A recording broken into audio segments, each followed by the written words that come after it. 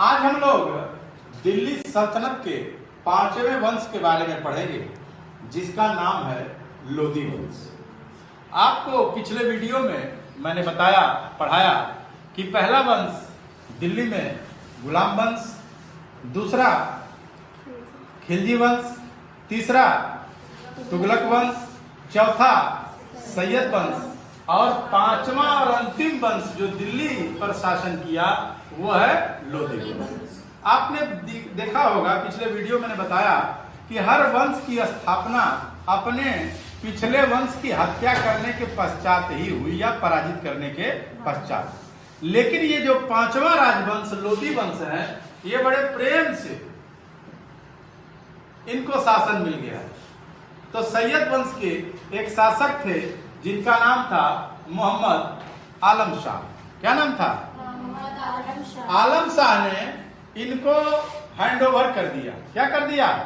इनको सत्ता हैंडओवर कर दिया, दे दिया कि लो भाई इब्राहिम लोदी, ये दिल्ली की गद्दी को आप संभालो।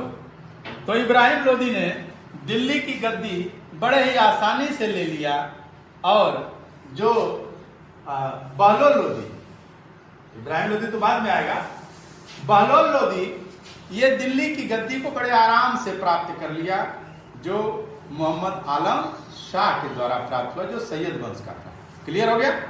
तो सैयद वंश में जो शासक रहा, वह शासक इतना अच्छा रहा या अच्छा नहीं रहा, जिसकी चर्चा हम लोग इसमें अभी करेंगे। तो जो बहलोल लोदी था, इसका जन्म पंजाब में हुआ था। कहां हुआ था? पंजाब में। और यह जो बहलोल लोदी था, यह मोहम्मद आलम शाह की शासक में सरहिंद का राज्यपाल था। सरहिंद कहां है? पंजाब में है। और फिलहाल में फतेहगढ़ साहिब के नाम से उसको जानते हैं। और बहलोल लोदी संस्थापक रहा, जो 1451 से 1498 ईस्वी तक दिल्ली की सत्ता पर शासन किया। और इसने सरहिंद की महिला से शादी कर दी। ठीक? पहले राजा महाराजा कई शादियां करते थे, आप कई इतिहास उठाएंगे। अब बहलोल लोदी ने जौनपुर में सरकी शासकों को हराया और जौनपुर को अपने अधीन कर लिया। ऐसे तमाम राज्य हैं जिनकी चर्चा आपके बीच में हम करेंगे कि इन्होंने किन किन राज्यों को अपने में मिलाया और क्या क्या इन्होंने उपलब्धि किया। बहलोल लोदी का जो दूसरा पुत्र था सिकंदर लोदी, इनके बाद सिकंदर लोदी दिल्ली की सत्ता पर बैठा और 1489 से 1517 ईस्वी तक शासन किया। एक चीज और देखिए, जो बहलोल लोदी था बहुत सिंपल आदमी था। यह सरदारों के साथ कालीन पर बैठता था, ऐसा नहीं कि सिंहासन पर तना रहे, हुकुम दे बस। यह मिला जुला के रखता था कि विद्रोह न हो। जब आप लोगों के साथ मिल के रहते हैं तो लगेगा लोगों को कि हमारे बीच के ही, तो आपका भी और उनका भी तालमेल अच्छा चलेगा। तो सरदार लोगों के साथ बड़ा मित्रवत ये रहता था, उनके साथ बैठता होता था। सिकंदर लोदी उसका दूसरा पुत्र निजाम था। इसका पहला जो पुत्र था, जिसका नाम है बारबक शाह, यह जौनपुर का वायसराय था, क्योंकि जौनपुर ये ले लिया था तो जौनपुर में उसको दे दिया पहले लड़के को सत्ता, और दूसरा लड़का दिल्ली पर आ गया। तो सिकंदर लोदी 1489 से 1517 ईस्वी तक निजाम खां के नाम से, बाद में सिकंदर शाह हुआ सुल्तान के रूप में, फिर अपना नाम रख लिया सिकंदर लोदी। 1503 ईस्वी में आगरा शहर बसाया। क्या बसाया? आगरा शहर बसाया। तो दिल्ली से राजधानी क्या किया? आगरा ले गया। एक दिल्ली से दौलताबाद ले गए थे, आपको पता है, फिर लौट के बुद्धू घर को आए। 1504 में दिल्ली से आगरा राजधानी बनाया, शिफ्ट कर दिया कि हम दिल्ली नहीं रहेंगे, हम आगरा रहेंगे।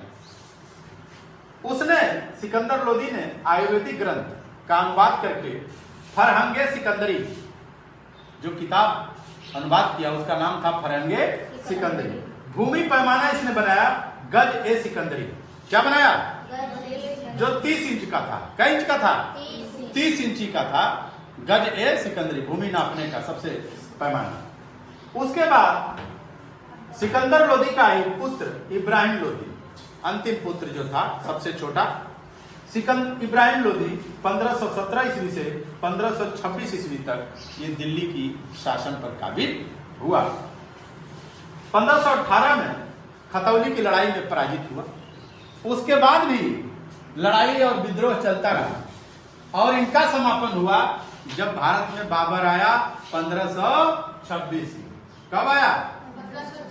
1526 में आया। इन लोगों को पराजित किया और दिल्ली में अपना वर्चस्व बनाया और दिल्ली सल्तनत का ये समापन हो गया। क्या हो गया? तो जो अंतिम वंश था दिल्ली सल्तनत का वो था लोदी वंश, जिसके पहले शासक रहे बहलोल लोदी 1451 से 1489 तक और दूसरे शासक थे सिकंदर लोदी जो 1489 से 1517 तक रहे और तीसरे शासक थे इब्राहिम लोदी जो 1517 से 1526 तक रहे। लोदी वंश में व्यापार, वाणिज्य, कला और संस्कृत का बहुत विकास हुआ। सिकंदर लोदी ने बंगाल, बिहार, चंदेरी, अवध और बुंदेलखंड पर इसने क्या किया? नियंत्रण किया। तो साम्राज्य चलाने के लिए आपके पास ताकत और क्षमता होनी चाहिए।